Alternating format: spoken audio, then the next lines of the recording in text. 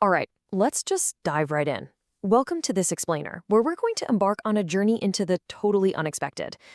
Today, we're bypassing the tourist traps, we're skipping the crowded overlooks, and we are going to explore America's hidden natural wonders.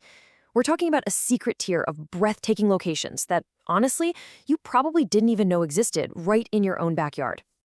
Sure, most of us can instantly name the Tier 1 landmarks, right? The Grand Canyon, Yellowstone, Niagara Falls, they're classics for a reason. But America has this whole second tier of natural wonders, places like Dismal Canyon, Fly Geyser, and Mosquito Bay.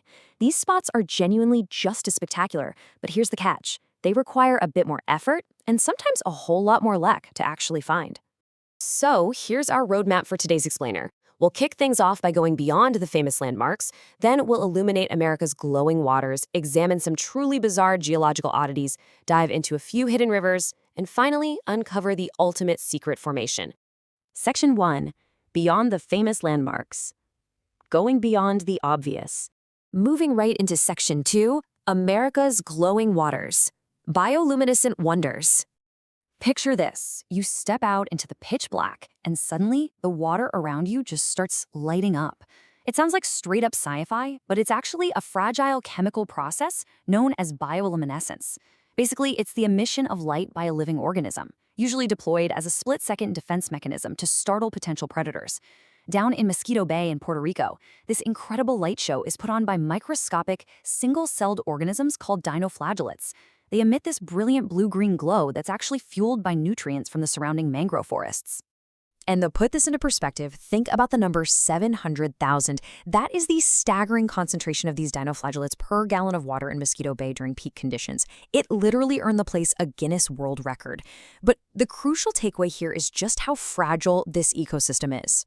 When Hurricane Maria hit back in 2017 with Category 4 force, the bay actually went totally dark. It took all the way until 2019 for the glow to really rebound. To protect it nowadays, tours are strictly run using motorless kayaks because even a tiny bit of gasoline residue instantly kills the organisms. Now, let's trade that tropical bay for somewhere entirely unexpected. Deep in the foothills of northwest Alabama is Dismal Canyon. It's an 85-acre private nature preserve, and it's essentially an Ice Age microclimate boxed in by these towering 40-foot ancient sandstone walls. But the real magic, that happens at night. The damp canyon walls get completely covered in the bioluminescent larvae of a fungus gnat called Orphalia fultani. Locals affectionately call them dismal lights, and it seriously looks like a field of living stars right there on the rocks. Amazingly enough, the only other place in the world with a similar glowworm phenomenon is all the way in New Zealand. Section 3. Bizarre geological oddities, forged by time and heat. So check out this crazy timeline for the Fly Geyser in Nevada. This whole thing was actually a total accident. Back in 1964, a geothermal well was drilled and then just abandoned. Over the decades, boiling, mineral-laden water constantly spewed out, slowly building up these massive silica and calcium carbonate terraces. And those alien-like red and green colors you see, that actually comes from thermophilic algae thriving in the extreme heat. It just sat there on private land for years until the Burning Man project bought the ranch in 2016, opening it up for highly managed public tours.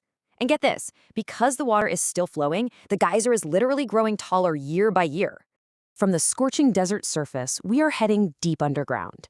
Cave of the Mounds in Wisconsin is an estimated 1 million-year-old subterranean marvel hiding right beneath, of all things, a quiet working dairy farm. Wisconsin is usually known for flat agricultural land, but this sits in the driftless area, which is a region completely untouched by the last glaciers. It was actually discovered entirely by accident during a quarry blast in 1939. Inside, it holds an incredibly dense concentration of 50-degree calcite formations, including these super rare needle-like clusters called anthodites, and is all packed into just a third of a mile. And then we have Enchanted Rock down in Fredericksburg, Texas.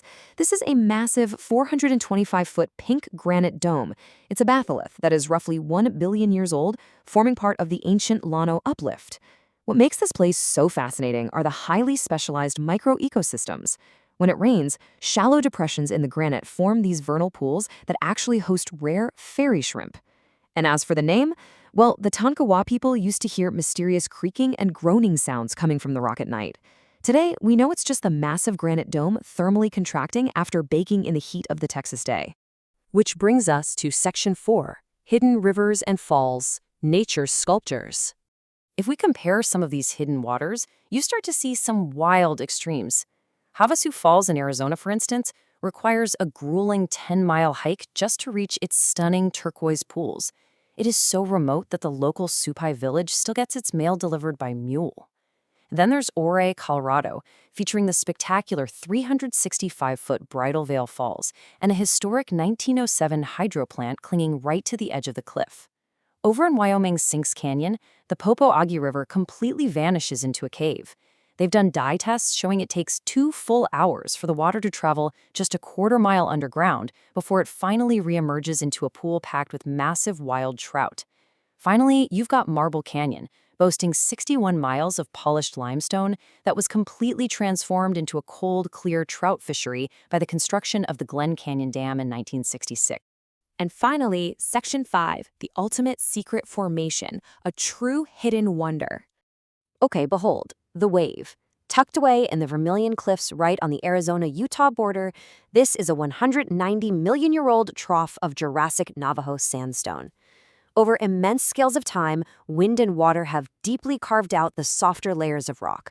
What's left behind are these mesmerizing, flowing bands of orange, pink, and cream, all fueled by differing levels of iron oxide. It genuinely looks like a digitally manipulated illusion, but I promise you, the rock actually looks exactly like this in real life. But actually getting there, that is the real challenge. You have to secure a highly coveted permit from the Bureau of Land Management. You can either enter an advanced lottery 4 whole months ahead of time, or you can try your luck at the in-person walk-up lottery in Kanab, Utah. And if you happen to win, well, you still have to navigate a grueling 3-mile hike across open, trackless desert sandstone using nothing but a topographic map or GPS, because there are absolutely no trail markers out there. And the odds of snagging that permit are incredibly steep. Recently, the advanced lottery saw over 60,000 applications fighting for roughly 5,000 available days of access. So why make it so insanely strict? It all comes down to the number 64. That is the exact, and I mean exact, number of people allowed to visit the Wave per day. The BLM had to implement this strict lottery back in 1999 because this ancient sandstone is incredibly soft and fragile. Without these tight limits, heavy foot traffic was literally physically compressing and destroying the most visually striking parts of this Jurassic treasure. But man, the payoff for all that effort is profound. Former BLM Ranger Glenn Rower summarized it perfectly when he said, quote, "People come out here expecting something dramatic, and the thing that surprises them most is that it's quiet. The rock does the work, and there's nothing competing with it. Getting there forces you to just completely disconnect and appreciate a totally untouched piece of the ancient desert." So the big takeaway from all of this is clear. These astonishing, hidden places are out there right now just waiting for you. They don't require a passport. They don't require an international flight. They just require a bit of research, maybe a lucky permit, and the willingness to put in the effort to go beyond those crowded, typical viewpoints. So look at your map, look right past the famous names, and ask yourself, where will you explore next?